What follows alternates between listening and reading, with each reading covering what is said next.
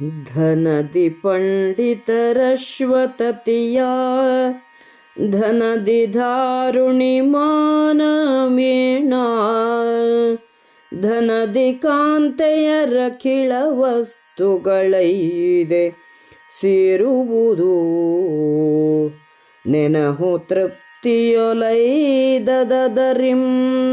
ಧನವೇ ಸಾಧನ ವರಸಿಗಾಧನ ಅನಿತು ದೊರಕೊಳಲಿದರದಾರೈ ಧಾತ್ರಿಪತಿಗಳಲ್ಲಿ ಶೂರಧೀರನುದಾರ ಧರ್ಮೋದ್ಧಾರ ವಿವಿಧ ವಿಚಾರ ಸುಜನಾಧಾರ ರಿಪು ಸಂಹಾರ ಚತುರೋಪಾಯ ಸಾಕಾರ ಸಾರ ಮಂತ್ರ ವಿಚಾರ ಭುವನಾಧಾರ ಸುಜನ ಸ್ವಾಮಿ ಕಾರ್ಯಾಗಾರ ನೆನೆಸುವ ಮಂತ್ರಿಯುಂಟೇ ರಾಯ ನಿನಗೆಂದ ತಿಳಿದವನ ಮತಿವಿದನ ಭಾಷಾವಳಿ ಲಿಪಿಜ್ಞನ ಸಾಕ್ಷರಿಕ ಮಂಡಲಿಕ ಸಾವಂತರನ ಶೇಷರನಿಂಗಿತವನ್ ಅರಿತು ಸಲೆ ಕರೆವ ಕಳುಹಿಸುವ ನಿಲ್ಲಿಸುವ ಬಲುಹನುಳ್ಳನ ಸುಕೃತ ದುಷ್ಕೃತ ಫಲಿತ ಕಾರ್ಯಕ್ಕೆ ಮಂತ್ರಿಯುಂಟೇ ರಾಯ ನಿನಗೆಂದ ಜರೆ ನರೆಯ ಮೈ ಸಿರಿಯ ಕುಲವೃದ್ಧರನು ಹೀನಾಂಗರನು ಹಿಂಸಾಚರಿತರನು ಜಾತ್ಯಂಧರನು ಧನದಾಸೆ ಅಳಿದವರ ಅರಮನೆಯ ಸಂರಕ್ಷಣಾರ್ಥದೊಳಿರಿಸಿದರೆ ಮಾನೋನ್ನತಿಕೆ ವಿಸ್ತರಣಬಹುದಿದ ನರಿದಿಹೈ ಭೂಪಾಲ ಕೀಳಿಂದ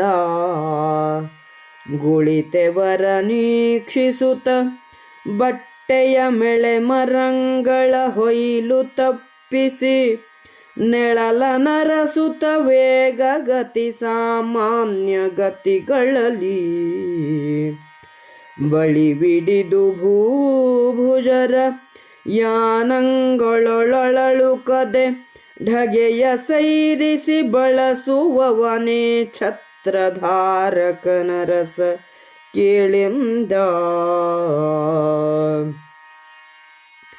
ದುಡ್ಡಿದ್ದರೆ ಆಸ್ಥಾನ ವಿದ್ವಾಂಸರು, ಉತ್ತಮವಾದ ಕುದುರೆಗಳು, ಭೂಮಿ, ಗೌರವ, ರಾಣಿಯರು, ಸಮಸ್ತ ವಸ್ತುಗಳು ದೊರಕುತ್ತವೆ. ರಾಜನಿಗೆ ಹಣವೇ ಸಕಲ ಸಾಧನ. ಸಾಕಷ್ಟು ಹಣವಿದ್ದ ರಾಜನ ಎದುರಿಗೆ ಯಾರು ತಾನೇ ಇರಬಲ್ಲರು?